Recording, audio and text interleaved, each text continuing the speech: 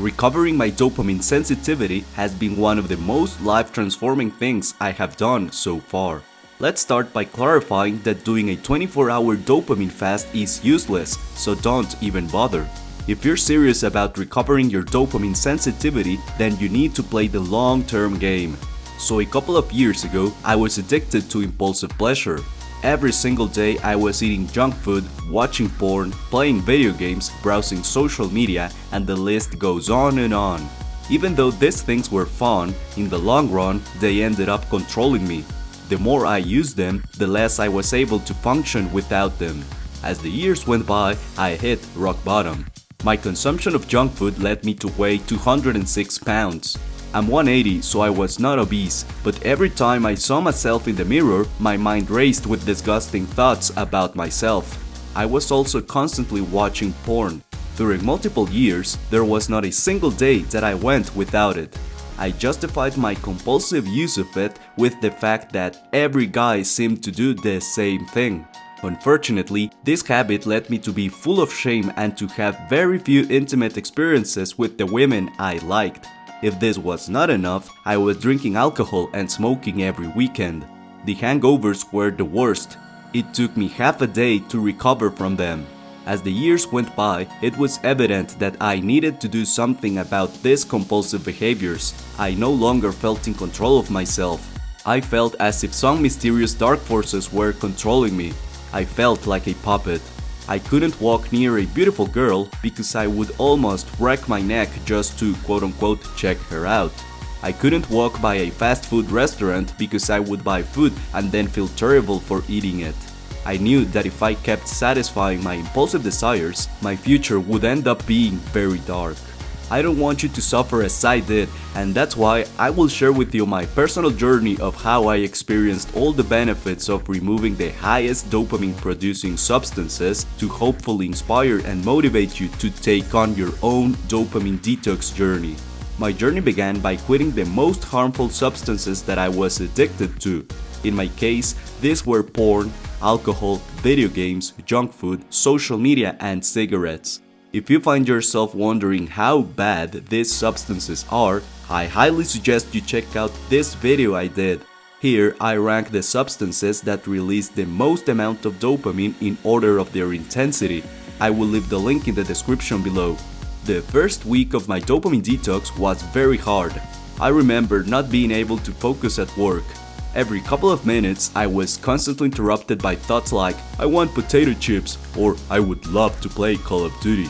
This made focusing on my work so hard that even my boss noticed that my work was not as good as before.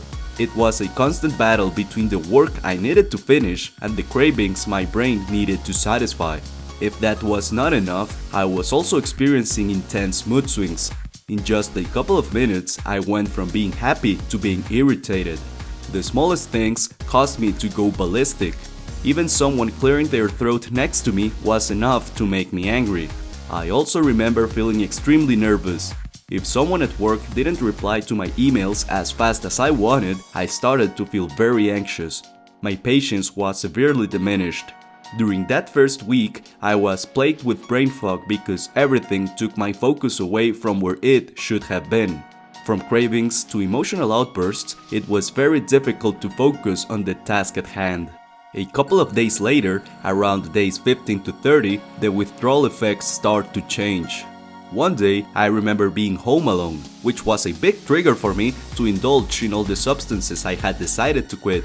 But this time, something very different happened.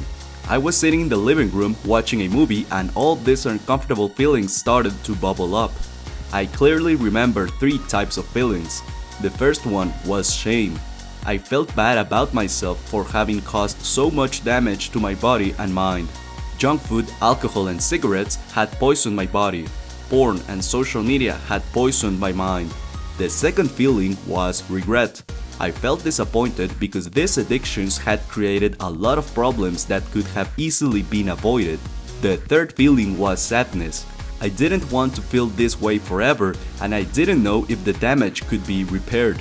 I felt desperate because even though almost a month had passed, I still felt intense cravings and there were so many negative emotions that I started to feel overwhelmed. One day, trying to find an explanation for these negative emotions, I discovered the concept of neuroplasticity. In short, neuroplasticity is the brain's natural ability to change and adapt according to its environment and to the stimuli it's subjected to. For the brain, change is an uncomfortable process, it's just the way it is. During the last month, I had completely altered the environment and stimuli my brain was used to because I had removed the substances it liked the most. This, plus neuroplasticity, explained why I felt so many withdrawal effects and uncomfortable emotions. As a matter of fact, all these effects were normal. It was the process my brain was undergoing to restore back to normal. Neuroplasticity helped me understand that I didn't need to fear the withdrawal effects because they would pass once my brain went back to normal. By the way, if you want to completely understand the science behind dopamine and all the effects it creates, I suggest you watch this video I did. It's a complete guide to dopamine and it will teach you everything you need to know about it. I will leave the link in the description. Let's move on to the second month of my dopamine detox journey. One day, I went to an Italian restaurant with my friends. For everyone, it was business as usual, but for me, something seemed very different. First, I remember feeling a deep sense of gratitude and joy for having the opportunity to enjoy a meal with my old friends. The food also tasted extremely delicious compared to the previous time I went to that restaurant. I also laughed more intensely and I felt more connected with my buddies. The best way to describe this whole dinner was as if I felt complete and full of joy. Also, during the second month, intense cravings start to fade away. This can be best described as if I finally broke free from the strings that made me feel like a puppet. Even though I still craved junk food, social media and so on, these were minor cravings that could easily be ignored. One day, I went to the gym at night. My usual routine was around 1 hour in length, but this time I felt that I could go for more time, so I trained for 30 more minutes. This was unusual, but the thing is that I had the same experience every time I went to the gym. It was evident to me that in the second month, you get more energy and motivation to do your everyday activities. I decided to take advantage of this energy to take care of my brain and repair it. I wanted to compensate for all the frying I did to my brain with so much dopamine during so many years. The way I did this was by practicing healthy hobbies like exercising, cooking, and playing board games with my friends and family. The last one was really gratifying and made me feel at peace and full of joy. Let's move on to the third month of my dopamine detox journey. This is the time when the benefits stabilize and your experience of life changes. One time, I was having breakfast with my family. I became aware of all the delicious food that was available. I felt happy just for being able to enjoy good food with my family. Seeing how my sister laughed at my jokes was very satisfying. Seeing how my dog begged for food made me feel so fortunate to have him in my life. If you think about it, these things are everyday experiences that happen to most of us. The problem is that when you're addicted to impulsive pleasure, you become blind to them. On the other hand, when your dopamine sensitivity is healthy, you see everything in life in a totally different way. You feel more motivation to pursue your goals. You feel more connected to others. You feel more energized. You feel grateful for the small things in life, and you experience more positive emotions. In my case, sensitizing my brain again to dopamine has created a lasting sense of peace because I'm no longer desperately seeking impulsive pleasure. I feel complete because I don't need an external substance like porn, social media likes, or junk food to feel good. I also experience more joy and happiness because everything in life feels better.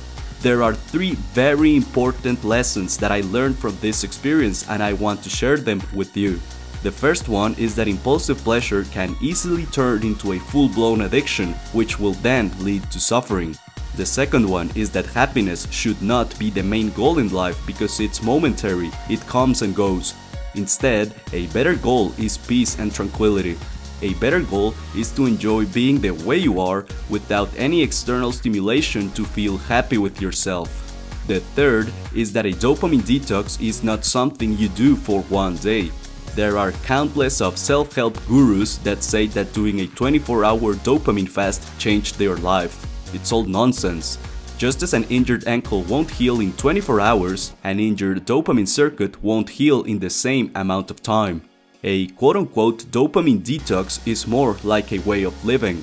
It's about respecting yourself and your brain so you don't fry it with dopamine because you are addicted to impulsive pleasure. That said, the easiest way to do a dopamine detox is to properly understand what drives compulsive behavior. For that reason, I highly suggest you watch this video I did. Here, I talk about the easiest way to quit any addiction. If you like this video, please give it a like to support the channel.